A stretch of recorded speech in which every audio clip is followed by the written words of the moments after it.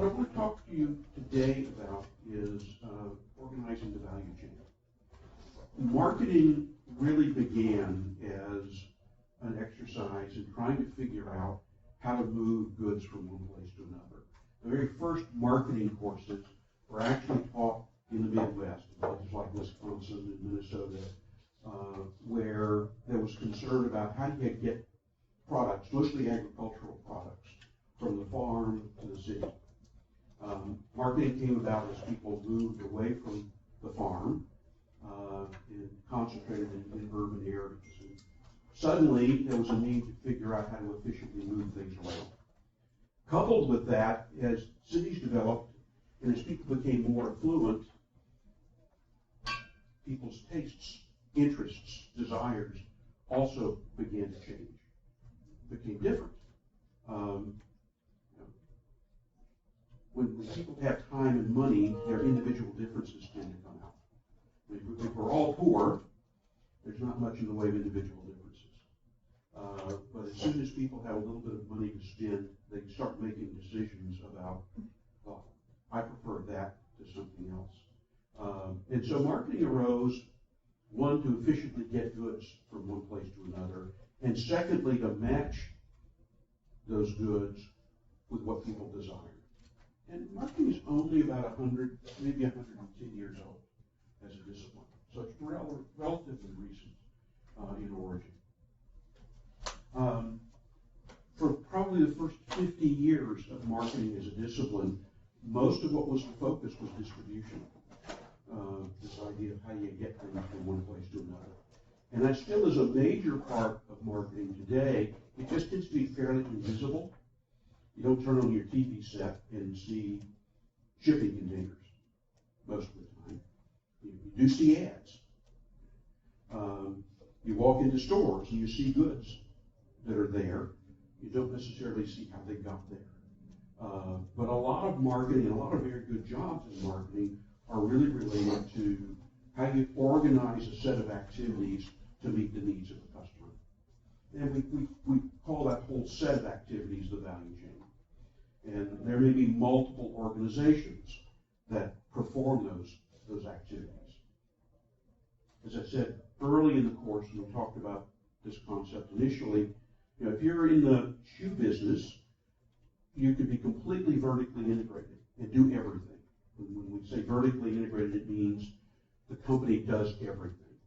From owning the farm where the cows graze, to raising the cows, to killing the cows, taking them to the tannery, curing the leather, doing the design,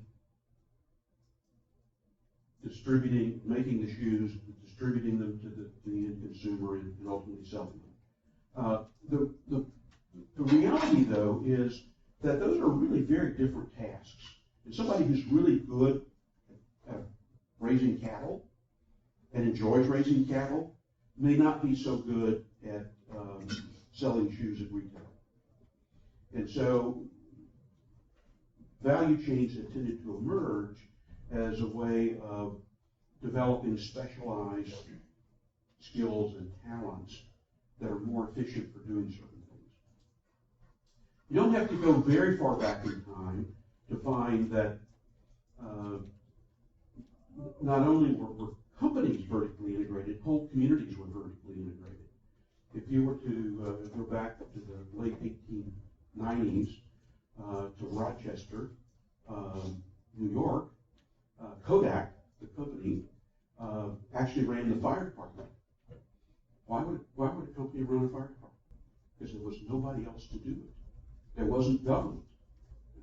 The company store, the proverbial company store, really was there because there wasn't any other place for employees to provision themselves. So the company created the store. So this whole notion about how a society provides for itself is really at the core of marketing. And it's actually why marketing as a discipline is really important. Because it really focuses on what are the set of activities that we have to do in order to attend to the needs and welfare of a community of citizens. And we've gotten just really very specialized recently, but in the bigger picture, it's really a matter of there are lots of things we've got to do in order to make society work. And marketing is about a lot of those things. In fact, to a large extent, what we're talking about when we talk about the value chain is an answer to the question of why do we even have firms? You know, why do firms exist? Why do businesses exist? By the way, they didn't until about 500 years ago. About 500 years ago, we started developing trading companies. The East India Company, the West Indies Company. The people bought shares in them, and basically what they were buying was a share of a ship that went off and loaded up someplace else and brought goods back, and then they got part of the proceeds from the sale of what was brought back. Often that was in the form of spices or other kinds of exotic products. There, the activity was really buying or building a ship, sailing it, doing some trade in some exotic place, and coming back and doing a sale. But there are really good reasons why we can involve businesses. As I indicated, not everybody and not every organization is equally good at everything. Some people are more talented at some things than others. Some organizations are more talented at some things than others. And that's not necessarily because of innate ability. It's just as we do things, we get better at them. So the more I manufacture a product, the better, hopefully, the better I get at it. The more I distribute a product, the better I get at distribution. And so firms really emerge because there's some real efficiencies related to scale, doing something over and over again. I get faster and faster at it. I use the same assets over and over again. And efficiencies of scope.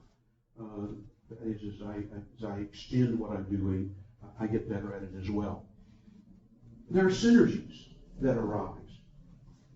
If I'm Procter & Gamble and I'm selling one product into a supermarket, it's not that hard to sell another product into the supermarket. I mean, once I'm in that market, it's a lot easier to be there again. And certainly by the time I have 100 products in the supermarket or in Walmart, the 101st is actually pretty easy. And having a firm facilitates that. There are assets that can be used over and again. A manufacturing plant, a store. If you go to some other countries, Japan's a really good example, you'll often find gigantic malls that are organized around selling a single brand. So there's the Sony store, there's the Samsung store, there's the Apple store. Whereas in the United States, we've involved sort of big mega stores, the Apple store being an exception, but big mega stores that carry multiple brands. And one reason for that is that if a store can carry multiple brands and lots of assorted goods, it makes better use of that floor space, of that real estate. It just makes better economic sense. And certainly if I'm serving a customer, once I'm already doing business with that customer, it's much more efficient, it's easier for me to continue doing business with that customer.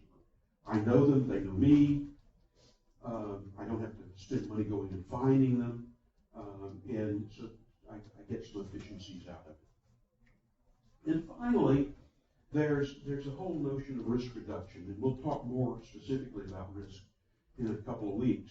But part of what a firm does is reduce risk.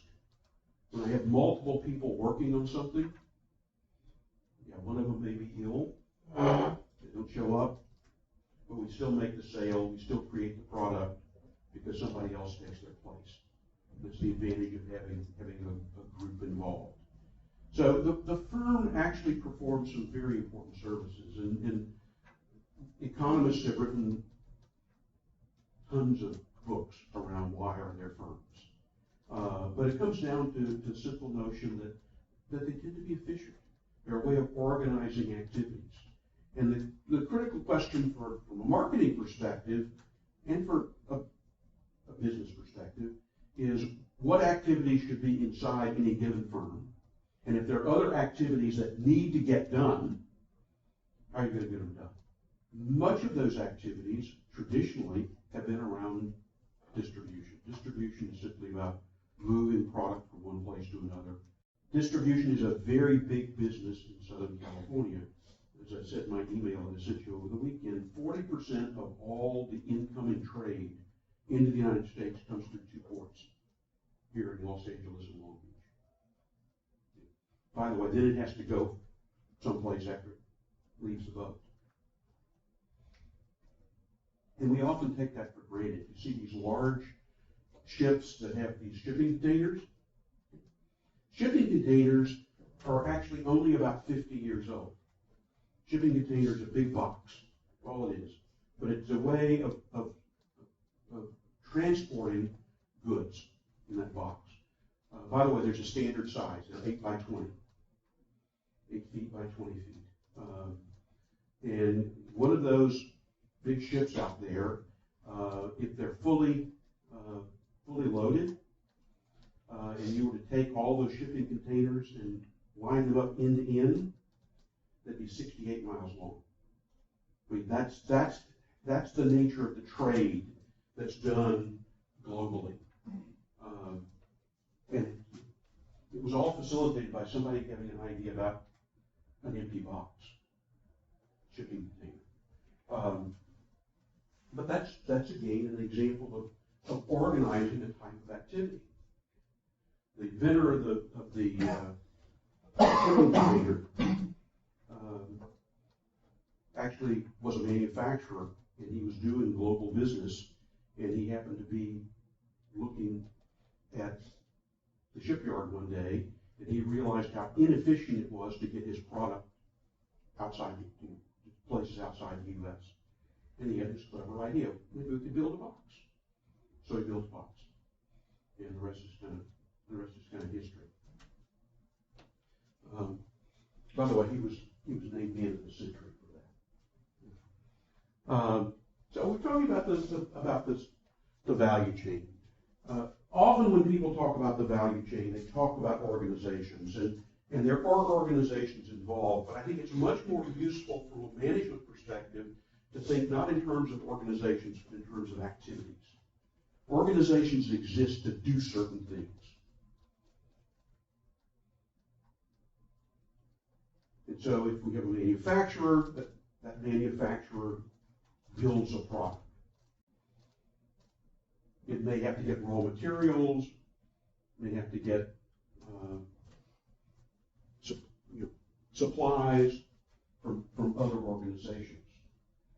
It may not directly sell its product. It may have to work with distributors or retailers in order to sell the product.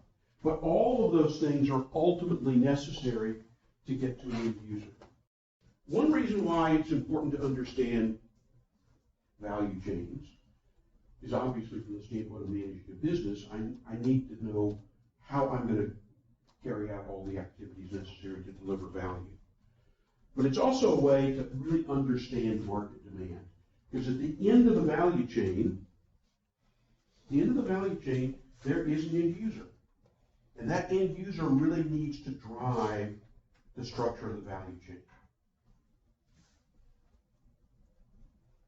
So if I'm Ritz-Carlton in the hotel business, my end user is a customer who's probably fairly affluent and willing to spend a lot of money.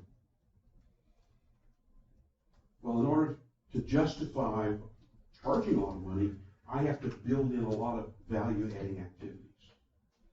On the other hand, if I'm Motel 6 and my customer is somebody who's taking a long drive on the highway and just needs a place to stay for the night, they don't really care very much about a lot of amenities, but they may care about low price, then I don't build a lot of things in that cost a lot of money because the customer's not going to pay for it. So I organize what I deliver in a way that is consistent with the needs of that end user. And the good news is that in any industry, there tends to be a lot of variation in what end users want. So there's almost in every industry a really price-conscious customer. They don't want any frills, they don't want a lot of service, they just want a low price. Well, you can organize to serve those folks, but you can't put a lot of cost into your activities. At the other end, there may be people who are prepared to spend a lot of money. Certainly, value chains are necessary for figuring out how to organize a business, and they're useful not only for figuring out how to organize your own business, but they also are critical for understanding your competitors. Competitors don't necessarily organize their value chains in the same way, and so part of what you would try to understand is how has your competitor chosen to organize a set of activities? And how does that compare to your set? And is the competitor more efficient delivering some of those, or higher in quality at delivering some of those activities? And if so, why? Can you replicate that? Or are you able to do something that it's going to be difficult for a competitor to replicate? Often it's useful to benchmark with firms that are best in class at what they do. Walmart, if you're not a retailer, Walmart is happy to have you come visit them and see what they do. And lots of organizations make use of that. High-tech companies, pharmaceutical companies. Why? Because Walmart's not really in their business. But they also have a distribution issue, and Walmart is really, really good at activities related to distribution. So you want to learn something about how to be good at something, go find the firms that do it best. Disney has built a whole consulting business. They're happy to have you come and look too, it's just they now charge you these days. The whole consulting business around customer experience. They're really good at it. They're best in class.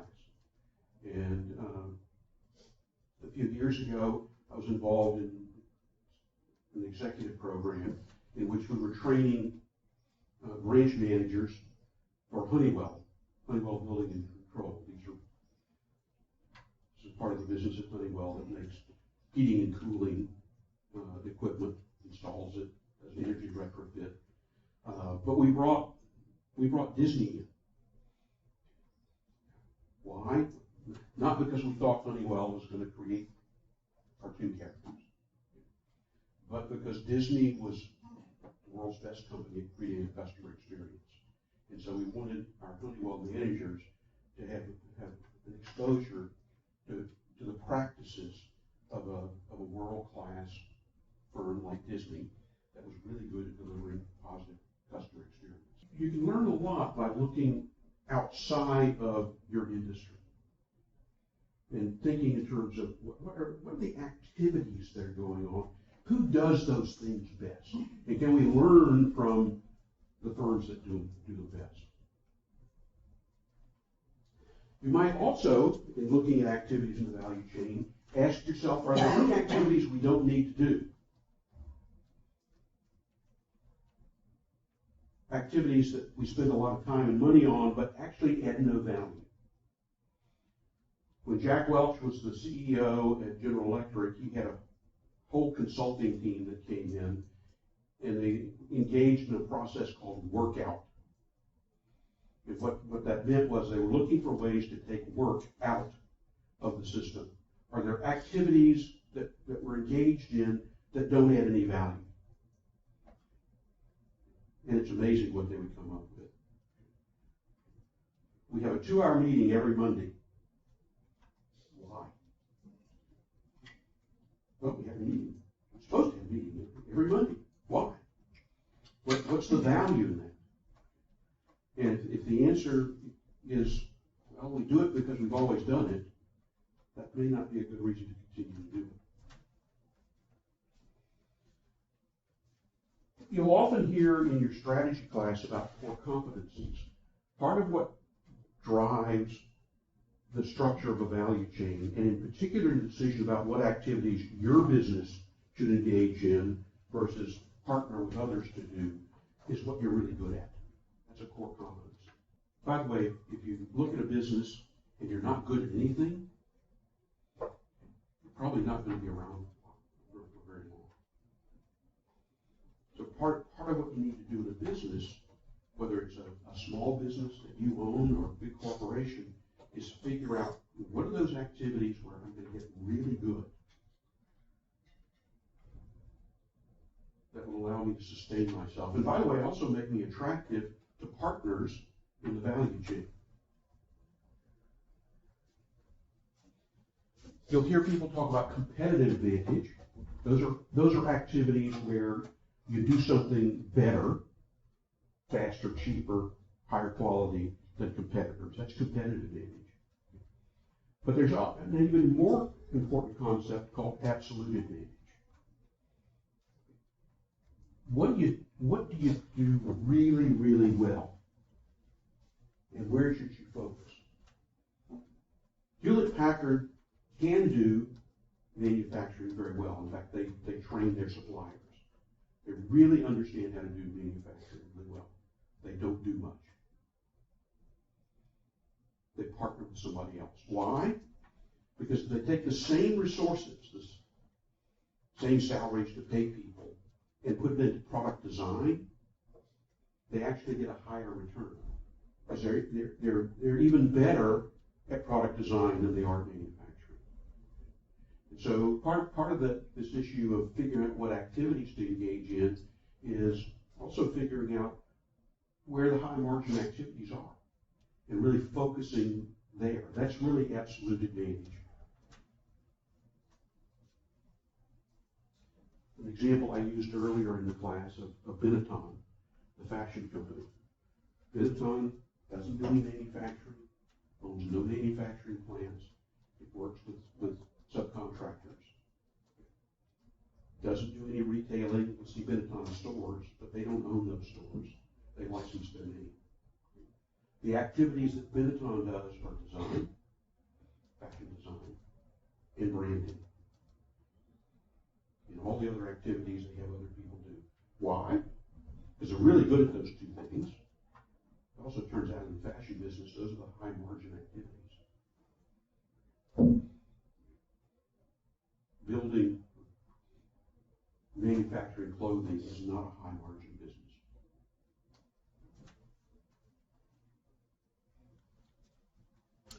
In thinking about the value chain, there are lots of ways to think about it. One, of course, is to think in terms of just the firm.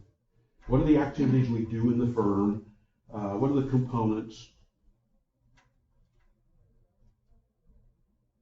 And how are they organized? Unless you're completely vertically integrated, there are going to be pieces of the value chain that are necessary that are not in the firm. And you'll have to figure out which pieces they may be. In fact, there are lots of organizations that are in the business of becoming the outsourced source of activities.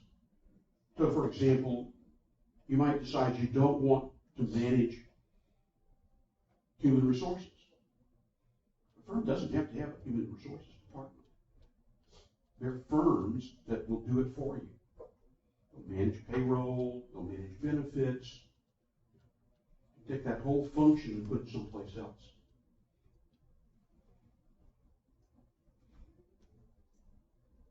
There are firms that will keep your factory clean. You don't have to hire your own janitors. You work with a cleaning company. They come in and do the cleaning for you. Those are necessary activities, but you don't necessarily have to do them.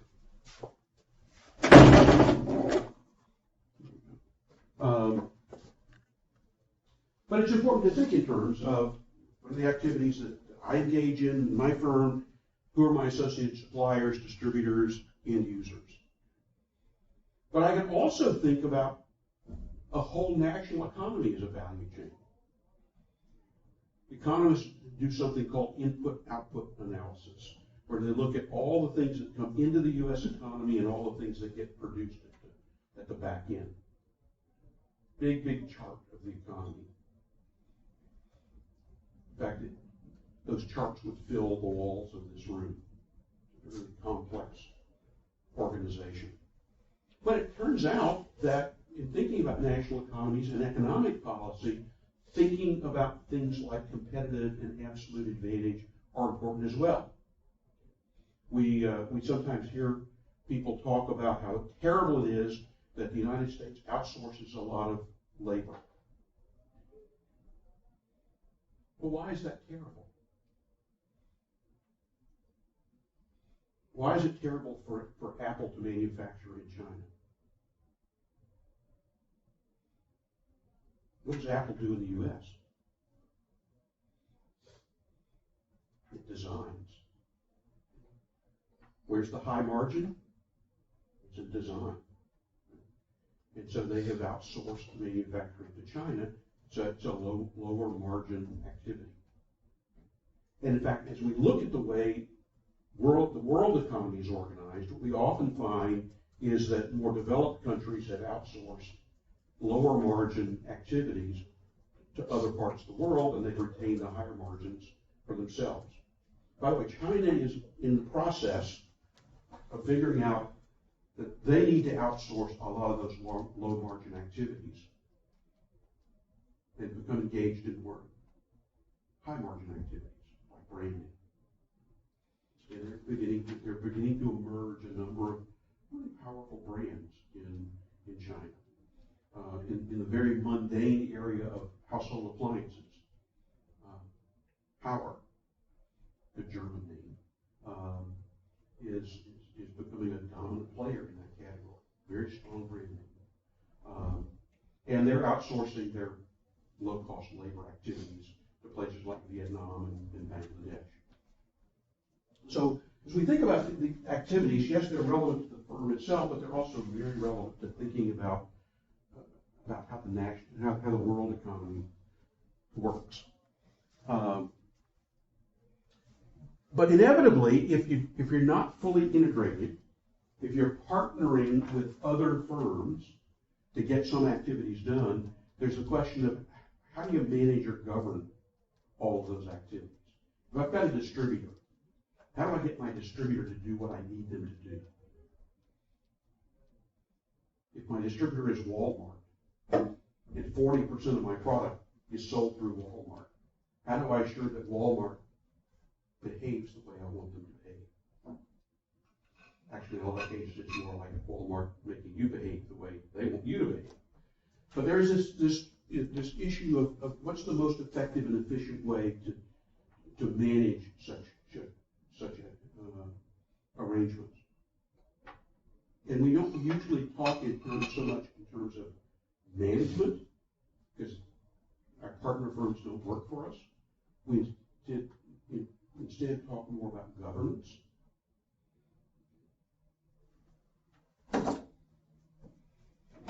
So what are some of the factors that influence value chain? I mean, value chains often emerge just by virtue of history. Why was the steel industry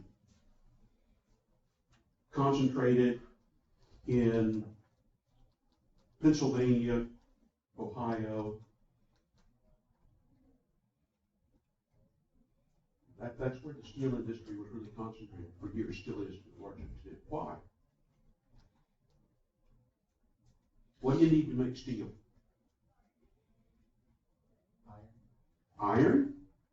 What else? Some sort of like heating source. Yep, which would be what? Probably coal. Coal. Guess what is in and around Pennsylvania and Ohio? Big deposits of iron and coal. And so that industry,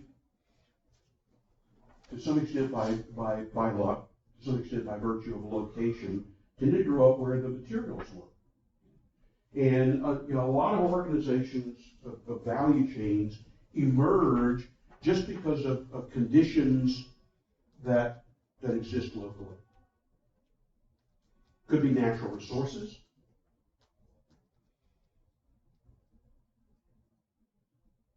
Could be people. Could be technology. Why is Silicon Valley the center of technology innovation today? What was it that made that happen? You would kind of take it for granted, but it wasn't always that way. They still refer to Stanford as the farm for a reason. It used to be a farm. So what made a difference?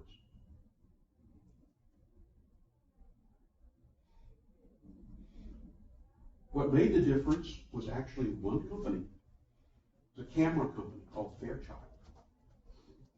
Fairchild was located in that area, but they had a kind of a skunk works. Anybody know what a skunk works is? Kind of an innovative group off to the side that's doing things that are not necessarily core to the business. That skunk works actually created something called a transistor. And of course, the transistor was the foundation of modern electronics. And out of Fairchild came a whole host of other companies. Hewlett-Packard, Intel. And by the way, out of those companies came other companies. And in the universities, Berkeley and Stanford in particular, began to meet the demand for more engineers to service those companies. And there was just these enormous synergistic effects that just built and built over time. But it was all about a set of activities that ultimately gave rise to an industry. So these we call them factor conditions. They're really history, location, luck. By the way, Bill Gates is the luckiest man in the world. Bill Gates, early in his career, was working on some software. Actually, he was working on BASIC. BASIC is a programming language.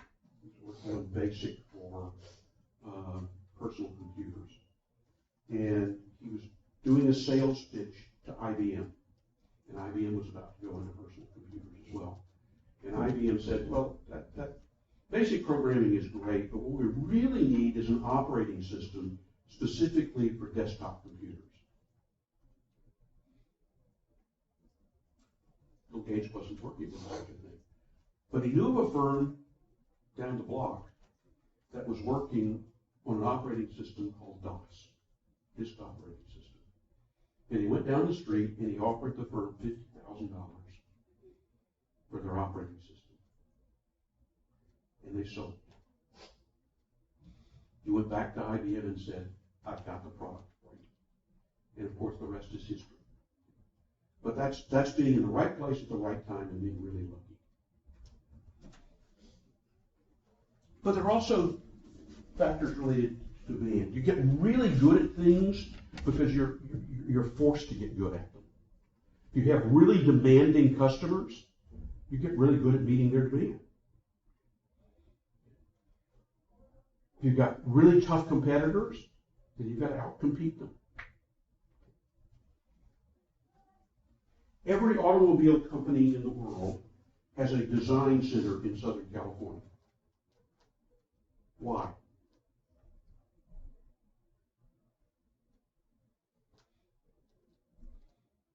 Who are the most demanding automotive customers in the world? People in Southern California, because they spend so much time in their cars. Well, if you've got these really demanding customers, you want to be close to them. Particularly your design people need to be close to them, because they're going to tell you what works, what doesn't work, what ought to be improved. And so you want to be close to really powerful, discerning, demanding customers. And we usually think about competition as being a bad thing, but in fact, competition forces us to get better. In the 1920s, Argentina was the 8th largest economy in the world. They had a lot in common with the United States. A lot of natural resources, a lot of immigration from Europe, a lot of British investment, particularly railroads. Very, very prosperous country. And then, for various reasons, they elected a fellow by the name of Juan Perón. And Juan Perón decided that he was going to protect his country from all of those non-Argentine competitors. And so for about the next 50 years, Argentina made it very difficult for competition from outside Argentina to exist. Which sounds like a great thing, except when Argentina finally was forced to open up, for a whole variety of reasons we don't have time to get into here, but when they were finally forced to open up and start competing in the world market, they didn't have a single industry that could compete. They had been protected for so long, they had forgotten how to compete in those industries. I mean, they couldn't even compete in agriculture. And agriculture is something they do really well. They've got lots of agricultural land, but they've been so protected that they didn't know how to compete. Jack Welch. If you haven't noticed, he's one of my favorite people. Jack Welch started his career as a consultant at McKinsey. Went to American Express. From American Express, went to Nabisco.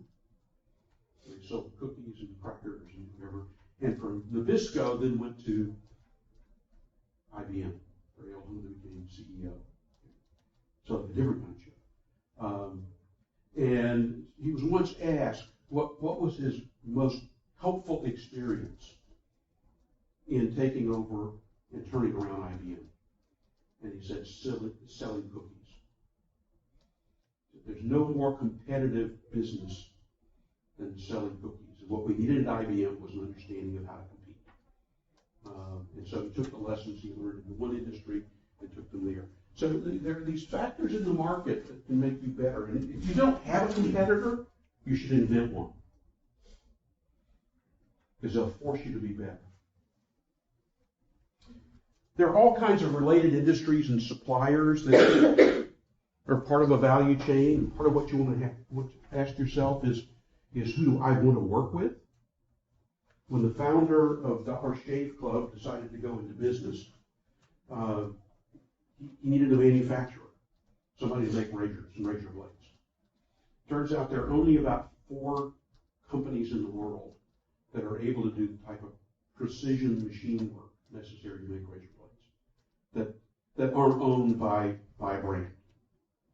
And so he had to find one of those firms that would work with him. Otherwise, business was not going to work. You want to ask yourself, who does the activity I need to get done best?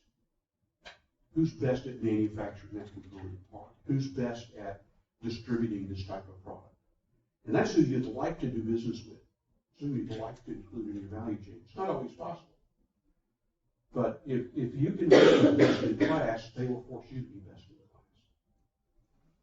class. Ultimately, in thinking about these activities in the value chain, there are 2 equations that are important. The first is there's a revenue equation. Revenue equation is determined by what people reach in their pocket and pay. It's the end user. And everybody in the value chain, the distributor, the manufacturer, the suppliers, everybody who's involved ultimately has to get a share of that revenue. So it becomes important that each of the players have enough margin that they can stay in business. But there's also a cost equation. All of those activities have a cost associated with them.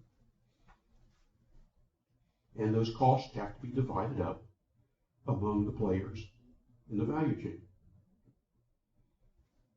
Now, where this gets interesting is that you don't have to divide the revenue up in the same way you divide the costs.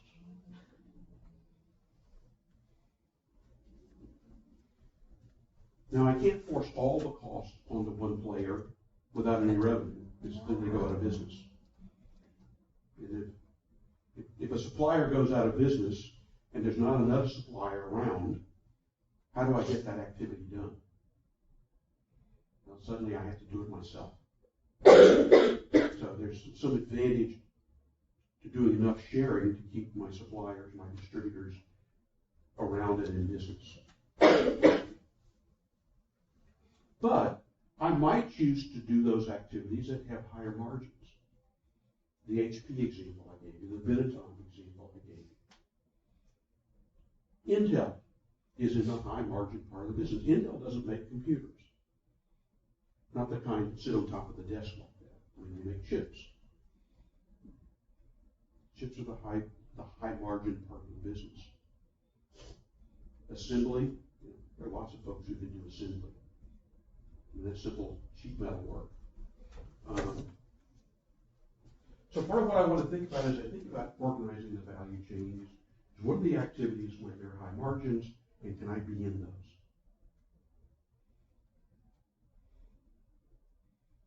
Now, the answer is in a lot of cases no. You're going to work for a supplier. You're going to work for a distributor. You won't be in the high margin business, but you can aspire. And as you think about your strategy, you always want to be thinking about how you can move up in terms of margins.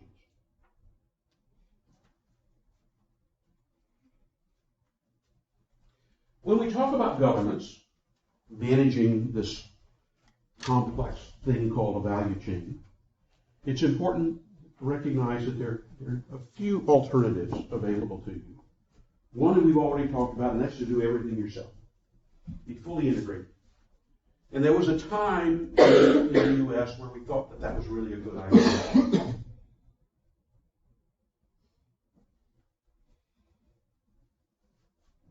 Henry Ford tried to completely vertically integrate the automotive industry.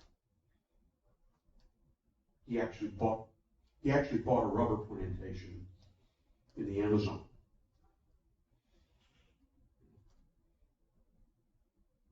Through the manufacturing plant, he had his own dealers.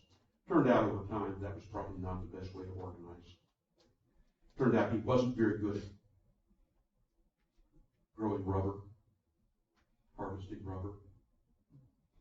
It's a very different set of skills than manufacturing an automobile.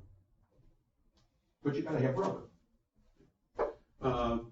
So more and more firms have become more and more specialized.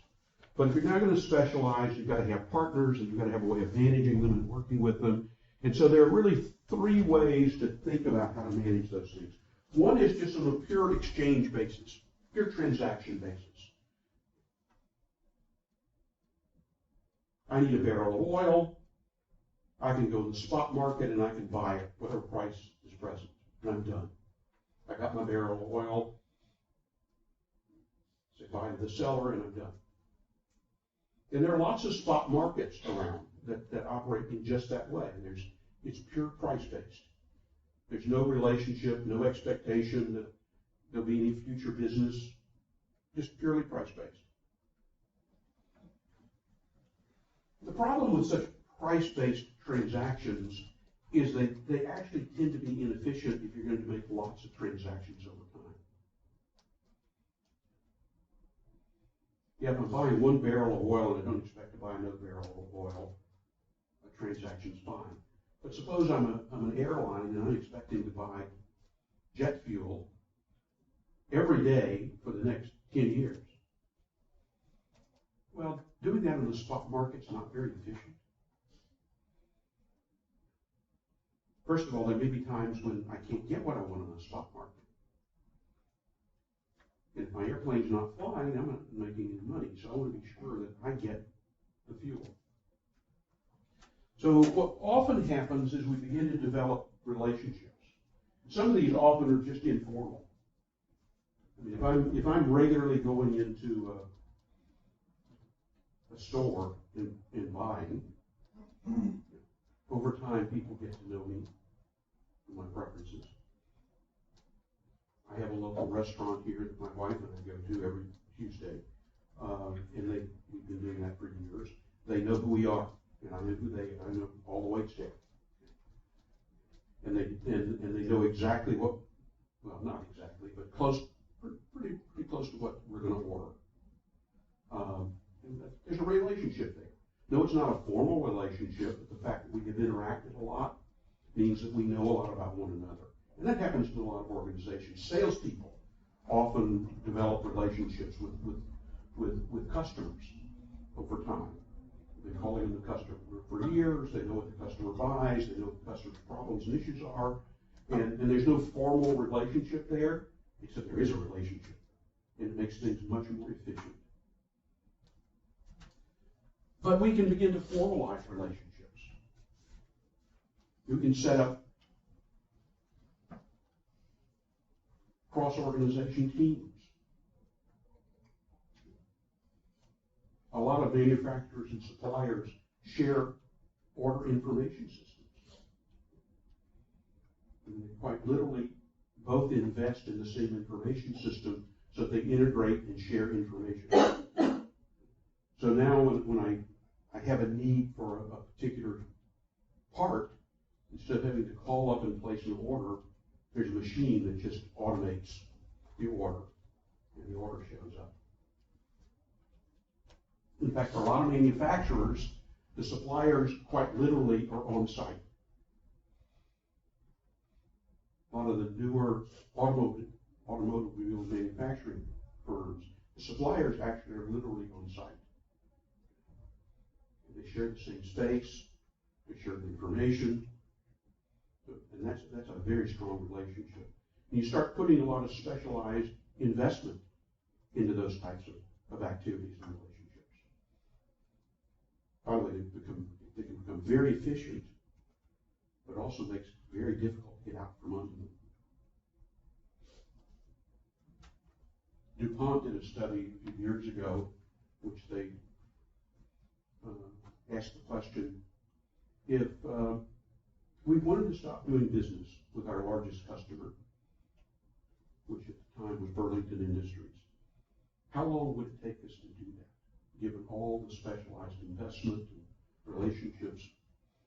We figured out it would take 7 years before they could completely sever the relationship. I mean, that's how close the relationship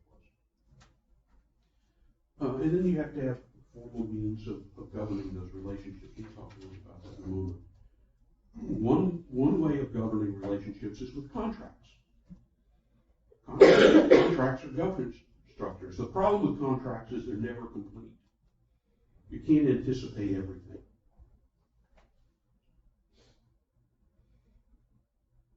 There always has to be some degree of flexibility. And then finally, I can own everything. I can create a hierarchy. I can be fully integrated, manage everything. Where this gets really, really interesting is for firms that are involved in more than one value chain. Lots of firms are involved not just in one value chain, but multiples.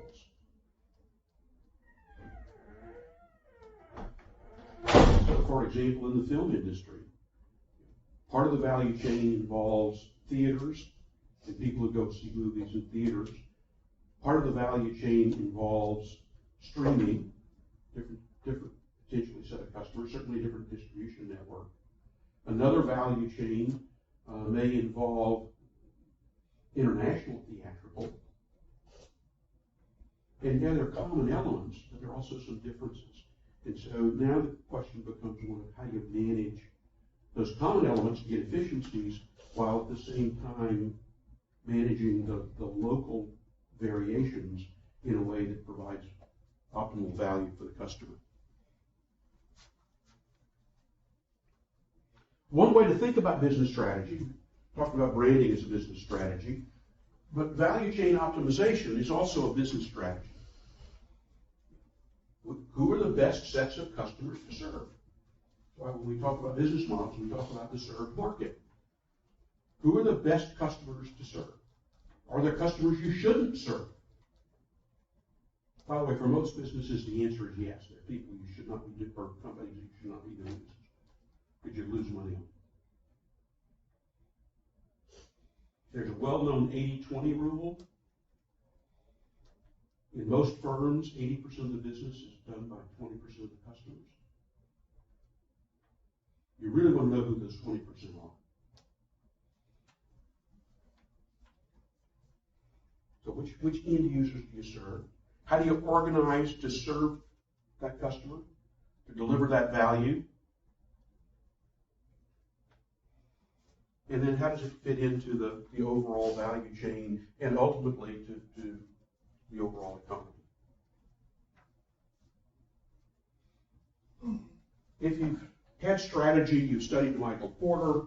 Michael Porter talks about value chains, and he talks about a variety of factors that influence competition within industries. He talks about the role of suppliers, talks about the role of substitutes, he talks about the role of buyers, and he talks about the role of organizations or people who are not yet in the market but could be. And his expanded view of competition is that, yes, you're in a partnership with members of the value chain, with your suppliers, with your buyers, but you're also in competition with them. Because you're all trying to make money. You're all trying to get the best value. And so part of the management here is how do I manage in a way that is to my advantage, but at the same time recognizes that I've got competitors with whom I'm working. Like, it's not unusual in many organizations, for particularly business-to-business markets, for the same organization to be both a buyer, a seller, and a competitor all at the same time. Makes for an interesting relationship management problem. And it does raise the question of governance. And we've talked about transactions, relationships, hierarchies. There are really a number of things to take into account when you think about how you're going to organize a set of activities and how you're going to manage them or govern them. Some of those have to do with simply what are the characteristics of the activities? How often is the activity occurring? An activity that occurs once every 5 years, who cares? I'll figure out how to do it when it occurs in 5 years. But if it's an activity that I'm doing over and over again multiple times a day, I may want to think about how I manage that and make it efficient. So if there's an activity that's important to my business and to my customer that I'm having to do over and over again, I really want to pay a lot of attention and figure out how best to do it. I also want to know whether it's important. By the way, if it's not important, then we can employ Jack Welch's workout and just get rid of it altogether. But if it's really important, particularly really important to the end user customer, I want to pay careful attention to it. Scope. I mean, if there are lots of different activities that are all being done, again, just as with frequency, there are a lot of different activities that are all occurring and they're necessary and important. I want to think through how I want to manage those. The degree of customization. The more I have to customize, probably the more I'm going to have to do things myself, because I need information about what I have to create. The more I can make it a standard product, the more I can have somebody else do it. And then, how long is this activity going to continue? Forever? For a week? And then there's a whole issue around uncertainty. I may want to be in a relationship because I get preference as a buyer.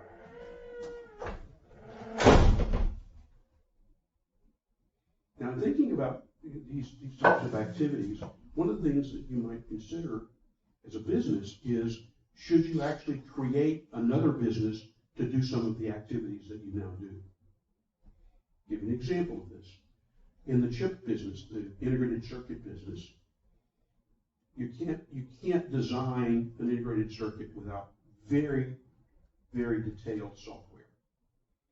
And I'm talking about millions of lines of code.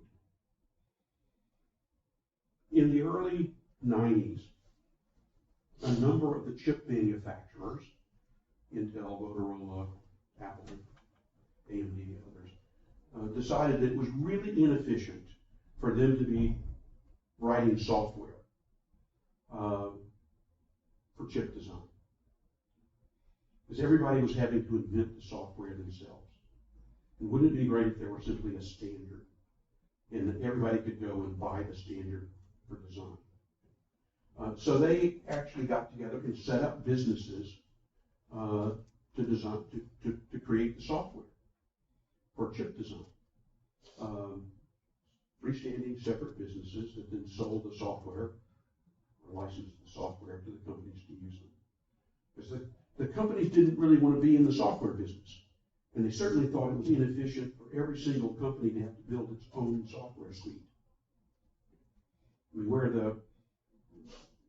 the margins were, where the innovation was really in what you did with that software, not in the software itself. So they actually went out and set up companies. That was a part of managing their value chain. Walmart, on a regular basis, will actually set up suppliers. By the way, they do that in part to keep their other suppliers in line. Well, you're not giving us the deal we want. Well, guess what? You now have a competitor. Where'd that competitor come from? Oh, we financed it. And suddenly Walmart has a lot more leverage. So you have a lot of opportunities, a lot of options in terms of thinking about the value chain in its management organization.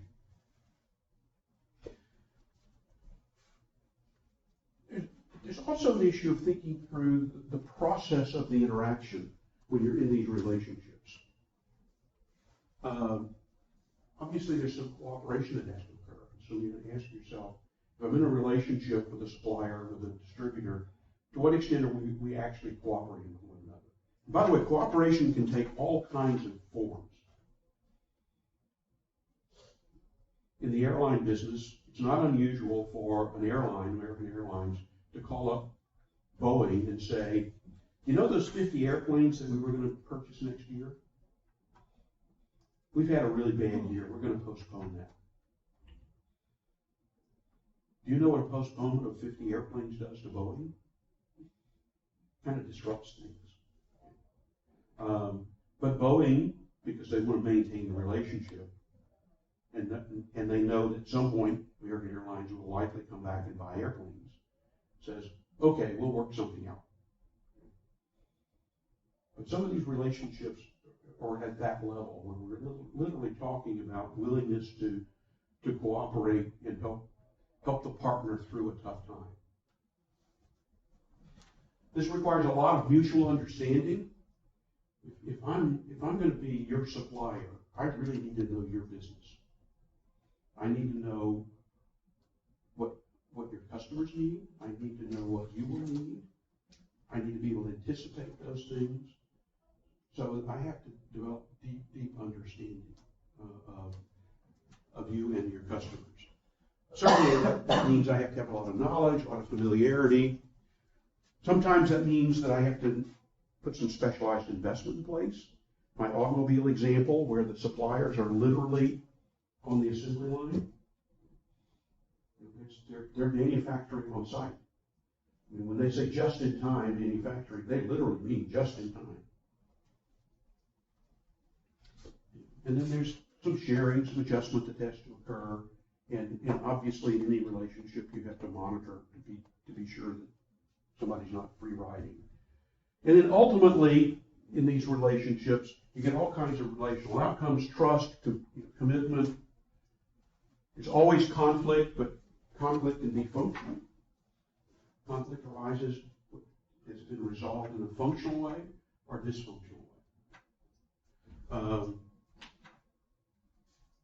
Sometimes suppliers will get to the point where they completely identify with the manufacturer, or the manufacturer will completely identify with the distributor. The relationship is that close. And we get some decision-making outcomes. We get better decisions, less risky decisions, faster decisions, which ultimately helps us in the marketplace. But we need to think in terms of what activities need to be managed in what way. And we've talked about all of that.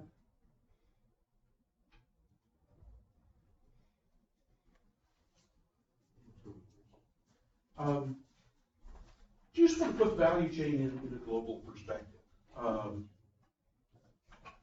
Most value chains these days have some kind of global component. Now, it's possible to have a small local business and not get touched by the global economy, but it's really hard, and particularly in Southern California, it's very hard to be in a business where you're not in some aspect of a global value chain. And so as you begin to think about global value chains, you need to think about the international dimensions that come into play. And that brings us into a discussion of differences in how different countries and different cultures think about value chains and think about the firm. Germans think about the firm in a very different way than we do in the United States. We sometimes refer to this as the Rhine model versus the American model, although the American model is also the UK model. We would never dream in the United States, well, we have some presidential candidates who are dreaming about putting labor on the board of directors. In Germany, labor has a place on the board of directors of most of the firms. Most of the firms are expected to have some commitment to the larger social welfare, as opposed to simply in the U.S. where we focus on profit. Now, we'll revisit that notion before the course is over. But whether you agree with a particular notion of the firm or not, if you're going to work globally, you have to have an understanding of how different cultures think about the firm. Because if you've got a Japanese partner, they think about the firm, they think about the relationship in a very different way than we do in the U.S. And so we have to accommodate. My friends in business tell me that they're really frustrated when they try to do business in Japan, although we learned how to do business in Japan, that the Japanese want to get to know you before they do business with you. And so you'll have lots of meetings, you'll wine and dine. And the nature of the relationship with a Japanese company takes this form. You sort of get to know one another, talk to one another, and wine and dine and meet and discuss and think, and then finally, at some point, you do the deal. Frustrates my American friends no end. Let's just do the deal. Not another dinner. The U.S., what we want to do is the deal. And then once we've done the deal, well, then we'll get to know one another and we'll chat and we'll share information. And the relationship is built around the deal. But notice we start with the deal and then build a relationship. For the Japanese, and by the way, to a large extent, most Asian nations, they want to start with the relationship. Figure out whether they can trust you, whether you're worthy of doing business with, and then once they've made that decision, they'll do the deal. Now, if you're looking for a supplier in Japan or China, be prepared to go out and wine and dine along, because that's how they do business.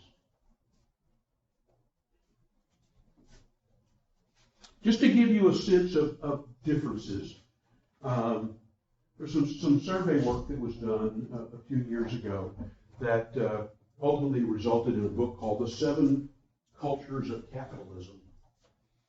It's a book that was written after the fall of communism, and suddenly people began to say, it's not just capitalism versus communism. There are different kinds of capitalism. different ways of looking at work activities, ways of looking at the firm. So there was a survey that was done that asked a whole series of questions. I'll just give you a few examples to illustrate. How do you define a company? Do you find a company as a system designed to perform functions and tasks in an efficient way, with people hired to fill these functions with the help of machines and other equipment, and they're paid for those tasks they perform?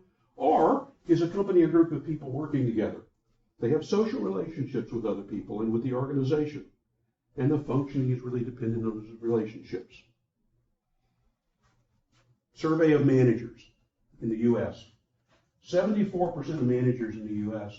define the firm as a company, as a system designed to perform tasks. In Japan, only 29% of managers define it that way. The other 71% define it as a set of relationships. Now imagine you're in a business meeting with some Japanese folks. You're looking at the world from two completely different perspectives. But now we've got to figure out how to do business. Or here's another one. The only real goal of a company is making a profit, or a company, besides making a profit, has a goal of attaining the well-being of various stakeholders, such as employees, customers, and so forth. Not surprisingly, in the U.S., I'm surprised it's not higher, 40% of managers said the only thing that matters is profit. Our friends in Japan, only 8% said the only thing that matters is profit. Again, there's this notion of relationship. Decision making, another area that drives my American manager friends crazy. If you're going to make a decision, is it better that all people meet and discuss things until almost everyone agrees? And this is a hiring decision on the same person. Or is it better that all people meet, names are put up, a vote taken, and then the person who gets the majority of votes is selected? My American manager friends hate consensus management, where you get together, let's just talk until we all agree. It takes forever to make the decision.